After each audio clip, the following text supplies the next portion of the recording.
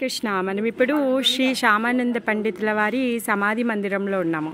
ఇక్కడే శ్యామసుందరుల ప్రకటన కూడా అయ్యిందనమాట. ఇక్కడ శ్యామానంద పండితుల వారు సేవా కుంజ్లో సేవ చేస్తూ ఉండేవాళ్ళు. ఏదైతే ఇప్పుడు చూస్తున్నామో ఈ ప్లేస్లో శ్రీమతి రాధారాణి శ్యామానంద పండితుని కలిశారనమాట. సేవా కుంజ్లో సేవ చేస్తూ తను ఏం చేసేవారంటే సేవా కుంజు రాసలీలా స్థలి సేవా కుంజ్లో రోజు రాజనృత్యం ఆడడం కోసము శ్రీమతి రాధారాణి కృష్ణులు వస్తూ ఉండేవారు అనమాట. ఒకరోజు శ్రీమతి రాధారాణి కాలు పట్టి పడిపోయింది.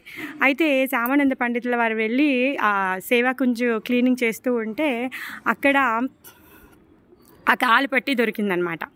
దొరికితే తర్వాత శ్రీమతి రాధారాణి లలితా సఖికి చెప్తుందనమాట, పట్టి మిస్ అయిపోయింది, వెతికి తీసుకొని రా అనేసి. అయితే లలితా సఖి ఏమంటుంది, చూస్తే శ్యామానంద పండితుల వారి దగ్గర ఉంటుందన్నమాట.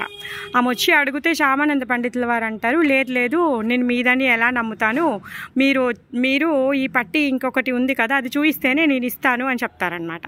ఆ విషయం వెళ్ళి శ్రీమతి లలితా సఖి శ్రీమతి రాధారాణికి చెప్తే రాధారాణి స్వయంగా వచ్చి తను ఇంకొక కాలు పట్టిని చూయించి శ్యామానంద పండితుల వారికి ఇక్కడ తను ప్రత్యక్షమయ్యి ఆ పట్టి తీసుకొని ఆ పట్టిని ఆయన తల మీద పెడుతుందన్నమాట. ఒక తిలకం చిత్రము ఆయన ముఖం మీద ఏర్పడుతుందన్నమాట. ఆ విధంగా ఇక్కడ శ్రీమతి రాధారాణిని శ్యామానంద పండితుల వారు కలిశారు. ఇంకా ఇక్కడే శ్యామసుందరుడి యొక్క ఆవిర్భావ స్థలము. ఈ ప్లేస్లోనే శ్యామానంద పండితుల వారి యొక్క సమాధి ఉంది. సో శ్రీ శ్యామానంద పండిత్ की जय, श्याम सुंदर की जय, श्रीमती राधा रानी की जय।